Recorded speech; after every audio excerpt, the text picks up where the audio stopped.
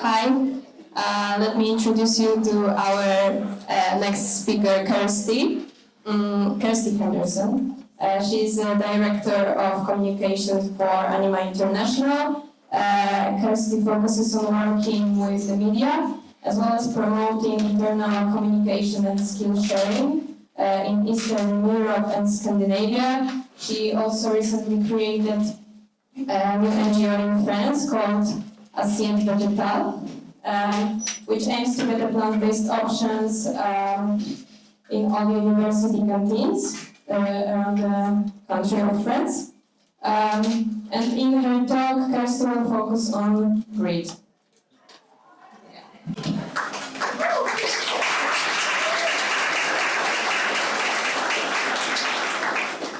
So this is usually the time where people ask, can you hear me? But I'm going to ask, can you see me? Because I feel like I need a step or something, but I will do my best. Other than living in a world that was made for taller people, there are a few things that I hate more than being interviewed by journalists. And now I've been involved in the animal rights movement for quite a long time, which means I've been interviewed on television, on radio, in newspapers, more times than I can count. Now, if you're interviewing me and you're putting a camera in my face, then it's even worse.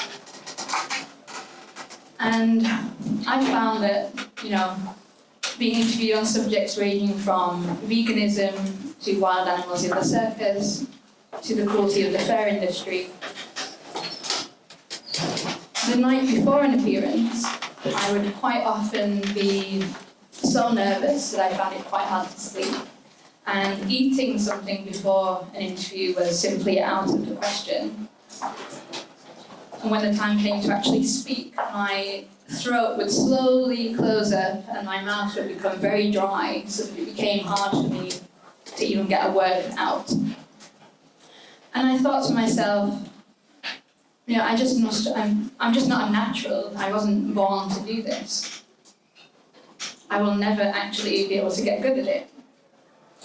And yet, I thought I wasn't a natural. My former colleague, however, seemed to be exactly that.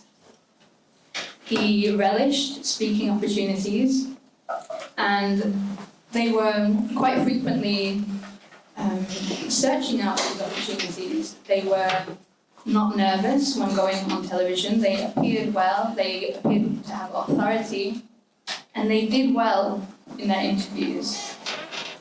I thought to myself, they must have just been born with this talent. And it must just come naturally to them.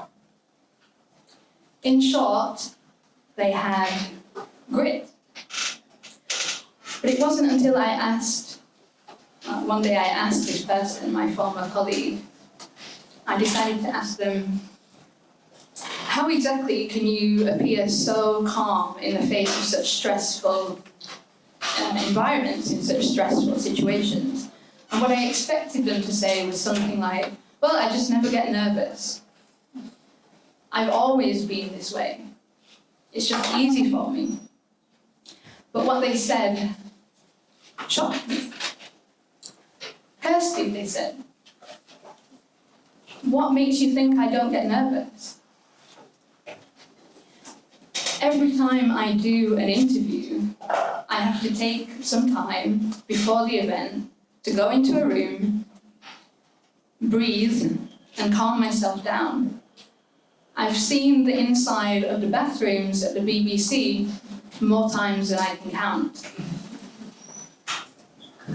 And so, my colleague was good in interviews, there is no doubt.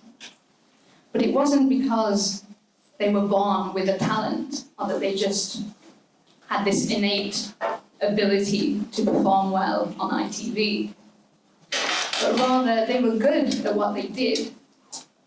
because it made them uncomfortable, and they did it anyway. They accepted the challenge and met it head on. They made mistakes and then learned from them and did better the next time. And essentially, they had what I call grit. This works. This is me looking very uncomfortable while being interviewed on Sky News. And I just want to take a brief few seconds to tell you a little bit about me, for those of you who don't already know me. And I promise there's not a picture of me on every single slide in this presentation. I'm not that narcissistic, a little bit. But I'm Kirsty, nice to meet you. I work for Anima International, and I'm Director of Communications. Now that means a lot of different things, but essentially I talk to a lot of people, and I help others to talk to people as well. Whether that means talking internally, between staff and volunteers, or talking to journalists. As I mentioned, I've spent quite a lot of time in the animal rights movement so far, which means, I've done a lot of communicating, I've spent time campaigning. They're my two main fields of action. And it's also meant that I've had the opportunities to put myself in a position where I needed to have grit.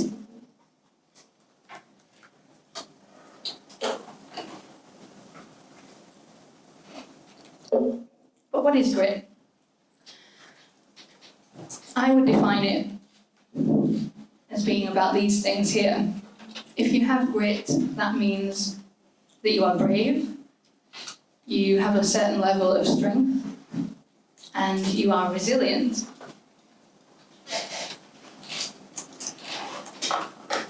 Angela Duckworth is a psychologist who has spent many years studying the science of grit and the difference between grit and talent, which I mentioned earlier when talking about my former colleague.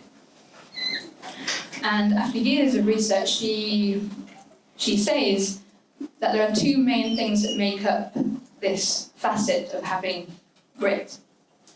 First, she says that passion is needed, and by passion we mean, caring something and being passionately involved in a subject for a long period of time. So that's not brain surgery one week and embroidery the next. You stick with your subject and you keep going. The second is perseverance, which is of course related, and that means you keep going with your passion even when things get hard. She says in her book that the first time really that she saw this difference between talent and grit was when she was working in schools in America. And she was teaching students subjects like maths, quite complex subjects. And she noticed that at the beginning of term there were certain students who just picked things up quicker than others. They just seemed to get it. And other students who struggled, they found it hard to, get hold of complex mathematical structures. But what she found later was quite surprising. And that was, at the end of term, when she was marking their exams, the students that she expected to do really well were not. Some of them were, but most of them were not, and that was despite having what she had defined as talent at the beginning of term. However, other students that had began struggling were now outperforming the others. And thinking about this, what she realised was that these overperforming, overachieving, grittier pupils had four things in common. The first was that they came to school every day, ready to work and prepared with what they needed.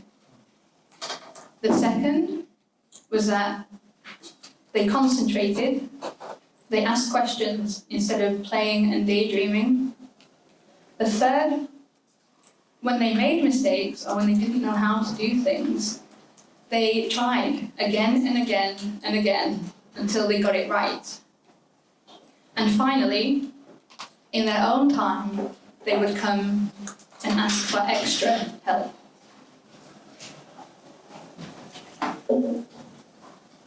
And her conclusion?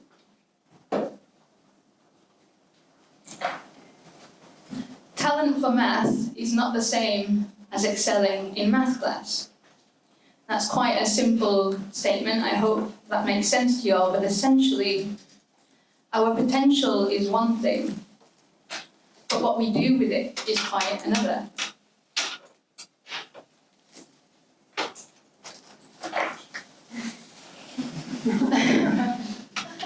And I want to talk to you now about how to actually implement or think about this in terms of our own lives and our own campaigning. And one thing that I really want to ask you to avoid doing is to not internalize a feeling of learned helplessness. I don't want that to become a habit for you, because then it will get harder and harder to break out of. And to explain what I mean, I will use an example from my own life. 2 years ago, I moved from my native England to France. I would like to say that I did that because I wanted to improve my French, but mainly it's because I like French men. Now, I left all of my friends behind. I didn't have a job, and suddenly I had to speak in another language. So immediately it was harder for me to reach out to people. I was kind of scared to talk to new people that I hadn't met before because I was worried my language was not good enough. And quite quickly, it became a cycle of learned helplessness, whereas because I didn't have any friends, or many friends, I didn't reach out to others. I became shyer, I lacked confidence, and then that made me even more shy and less likely to reach out to others. And then one day, someone said something quite simple, but very useful to me. And they said to me, "Kirsty, if you don't change anything, then nothing will change." Very simple statement, but that really gave me the kick that I needed to do something, to change something in my life, to improve and get out of this learned helplessness cycle. And immediately I realized, well, actually it's my own doing that I'm kind of isolated, and I just need to get out there and talk to more people. And quite quickly, my social life improved, you'll be glad to hear, and I met new people, I did new things. We can apply this to different aspects of our campaigning. And one thing that we need to do is get out of that cycle of learned helplessness. And that can be, for example, if you are writing a press release and you send it, and not a single journalist prints your story, don't immediately assume that no one, not a single journalist in your country, will ever want to talk about animal rights issues, that it just doesn't work in your country. And don't assume that you're never going to be good at working with the media. Then you would have to join my cycle of learned helplessness. Instead, what you should do is think, okay, well, sometimes it's not going to work out, but in the meantime, how can I improve my PR writing? And how can I improve my relationships with journalists to make sure that I'm able to actually get in the news next time? The same can be said for if, for example, an activist tells you that they don't like your methods of campaigning. Instead of immediately thinking, oh, I'm a terrible campaigner, I don't know what I'm doing, I need to change. Instead, reflect on your methods and think about whether what you're doing is the best that you can do to help animals with your resources. If, after 6 months, a campaign target refuses to give in, even if you've been battering them with the best campaigns you have, don't think, we're never going to win this. Don't think that you should do that. Instead, maybe start thinking of different strategies. Think more outside of the box, or ask for help. And when that moment comes where you think, only volunteers from Assiettes in Poland are the best volunteers in the world, and I'll never be able to get such good volunteers in my country, you need to think, well, actually, they started off having no volunteers as well, and maybe I need to invest more in the volunteers in my organisation.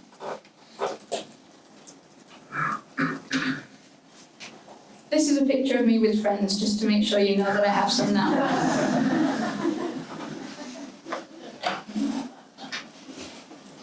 We should also talk about culture, because culture, and I'm defining culture as the joint set of norms that a group of people have, not necessarily the geographical or political boundaries of a certain set of people, but our culture defines who we are as people, it identifies what we do in life, and basically is around us at all times. When a group of people get together and decide, this is how we should do things, and this is why, that is a culture. And it makes me think about when I first joined the team at Anima International. I was very quickly very pleased to be part of a team working for the same goals as I was, basically to save animals, of course.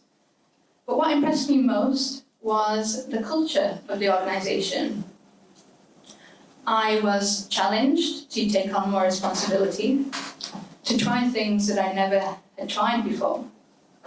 I was encouraged to not be scared of making mistakes, to occasionally take risks. And, I was told, you can question your managers. We encourage you to ask for evidence. And we accept that we're all going to learn together. And it wasn't until I began writing this speech on grit that I realised that our culture at Anima International is actually one of grit. Now, Angela Duckworth, the psychologist I mentioned earlier, she gives an example in her work of professional swimmers when talking about the culture of grit. And she says that most of us would think that in order to become a member of a professional elite swimming team, like the Olympics, for example, you would first have to become one of the best swimmers in the world. And of course, you do have to be a very good swimmer. They're definitely not going to accept me. But let's not forget that actually it's very important also to think about the reciprocal benefits that joining a culture can have on the individual as well. To explain that further, she uses an example of a swimming trainer who is training people for Olympic swimming. This guy is called Dan, and he thinks to himself one day, who are these strange kind of people who actually choose to wake up at 4 a.m. every morning and go to swimming practice? Where am I going to find these people? And then he realizes quite quickly that actually, when everyone you know is doing that, when everyone you know is already at the swimming pool at 4:30 in the morning, you do it. You just go along with it because it becomes normal. It becomes very easy, you don't need to think about it. And quite quickly, the new swimmer in the team takes on the higher standards of the rest of the culture. And he says, the swimming trainer, he realizes there are two ways to actually get more grit in your life, in your personality. The first is to do it yourself, which I'll talk about very soon.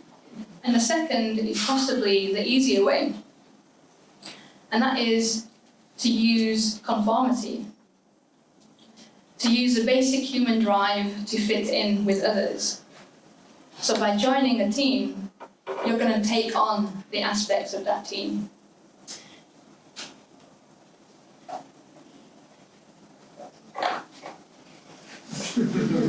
Now these are ways that we can all actually build more of our own grit.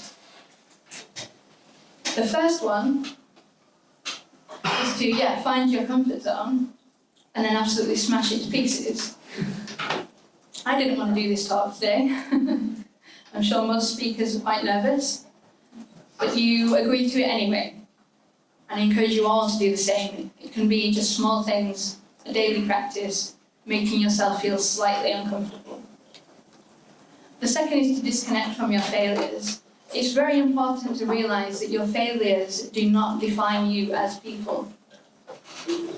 As long as you're learning from mistakes that you make and reflecting on them, they will have a positive effect on your life. The second is kind of obvious, but often neglected. We all need to take care of our mental health. That will be different for every person in this room. Maybe you want to go running because it helps clear your mind. Personally, I would recommend starting some kind of practice of gratitude, maybe a bit of meditation, and most importantly, making sure you have fun and laugh frequently. Physical health, of course, make sure you get enough exercise, get enough sleep, and if you are sick and need time off, you really should take it. The fifth, as we just talked about, is to join a gritty culture. You need to find your people, those people who make you a better version of yourself. Join that team and be part of it. And then, once all the rest has been achieved, you need to practice again, and then practice again.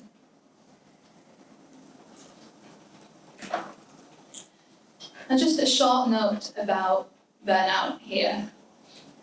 Burnout is something quite specific, but actually really hard to define. It's found quite frequently in professions that aim to help others, like ours, for example, and can usually be defined along the lines of someone who finds it very hard to cope. Maybe they become depressed.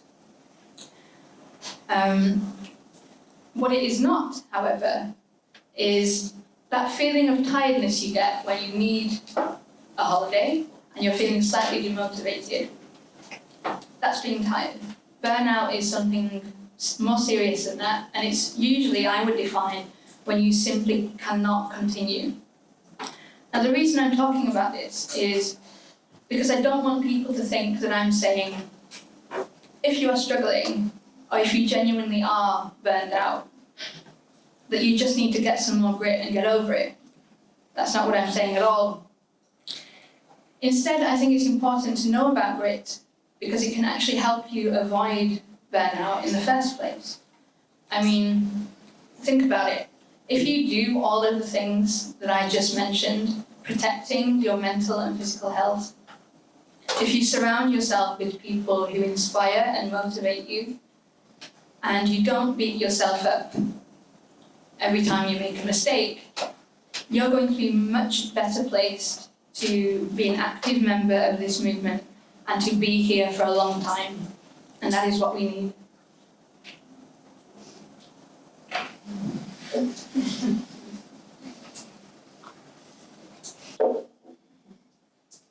Now, animal rights campaigning, or indeed any form of campaigning which tries to change the dominant societal structures, is extremely rewarding field to be in, but it's also extremely difficult.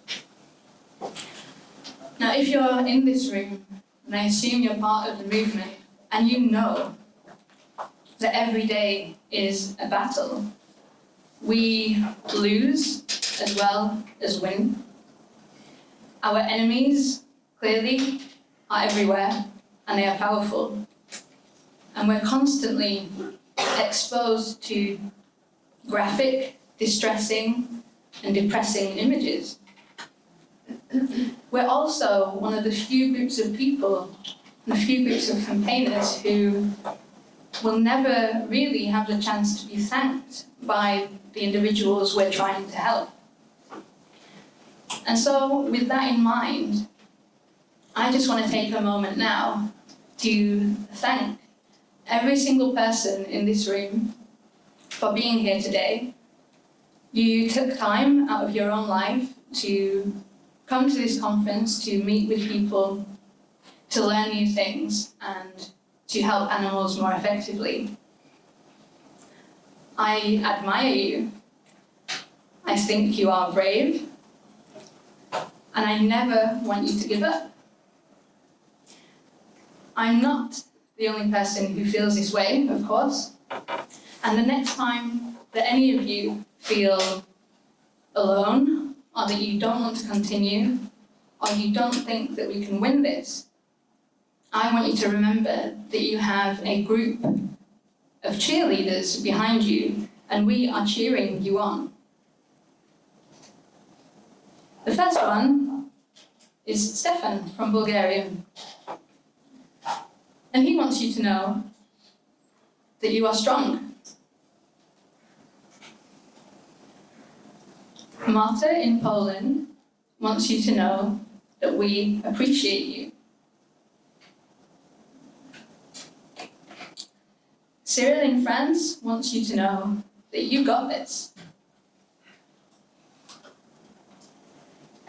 And Lisa wants you to know, all the way from Ukraine, that you should never lose hope.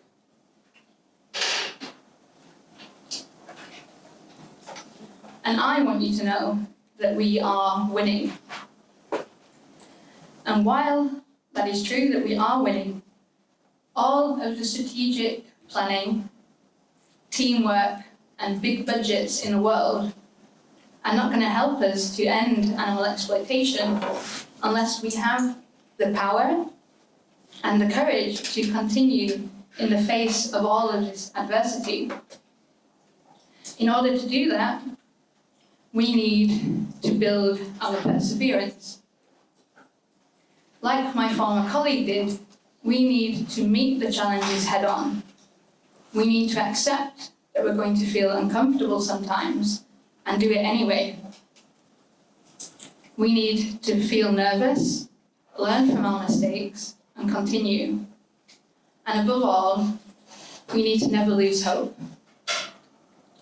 Finally, I want you to know that we need to be grittier.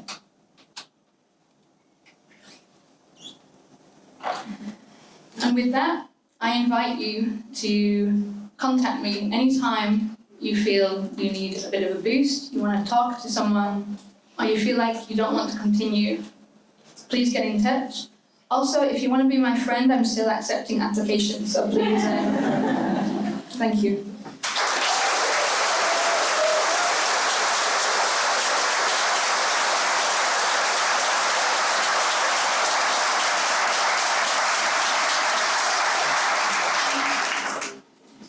Thank you, Kirsty, for this beautiful, very motivational speech.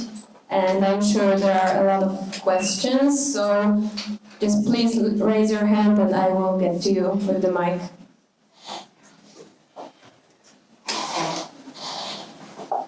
Are there any? Okay. So they explained everything very well.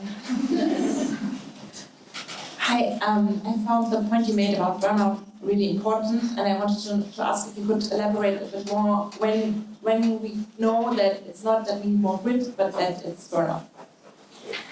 Yeah, so I think actually defining burnout is quite difficult, and it's something that the animal rights movement is trying to do more of in recent years.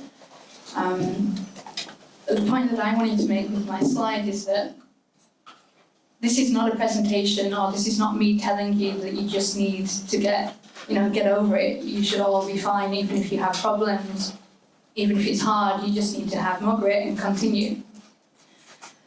In terms of burnout, I think it's something that can happen in this movement, because it is a hard campaign and a hard movement that we're working in. But I would first advise people to think about whether they are actually burned out or whether they're just tired and need a break. Sometimes I find myself thinking, oh, I really can't face any more animal rights today. I just need a break.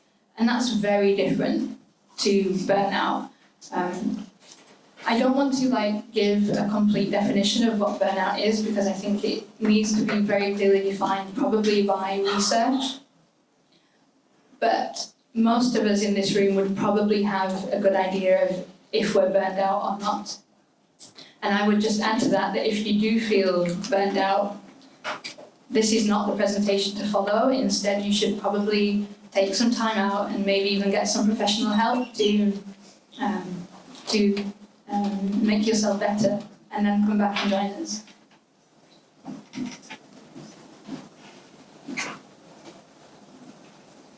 Hi, a colleague of mine is constantly struggling with exactly what you're saying. He wants, nothing more in his life than to be grittier, and he tries constantly. And I think he's mostly overwhelmed by that feeling to want to be grittier. So, what would you tell him to feel more comfortable with himself and to trust more into his work? I think all of us are going to have a different scale as what we feel comfortable with and what we don't. There are probably people who would really not want to get up on this stage and give a talk. There are others who wouldn't want to do it but would do it anyway. And there are that rare breed of people who actually enjoy doing that. Very strange people, but I would say to your friend that try not to be becoming someone else other than himself. It's just I'm encouraging people to be the best version of what they can be, but that will be different for every person. Also, I think it's very important to say, I'm not telling you to be grittier for the sake of it. I'm only telling that because I think it will make us more efficient and we will save more animals. I don't think your friend should just be, okay, I have to be grittier because that's the kind of personality I want to have. But if it actually helps him improve his work and be more effective and get more stories in the press or be able to talk more to people about animal rights, then that's the reason to do it, rather than just, oh, I'm a gritty person. That actually doesn't mean anything unless it has results. I hope that was helpful. Are there any more questions? Okay, so I think that's it. Thank you so much once again.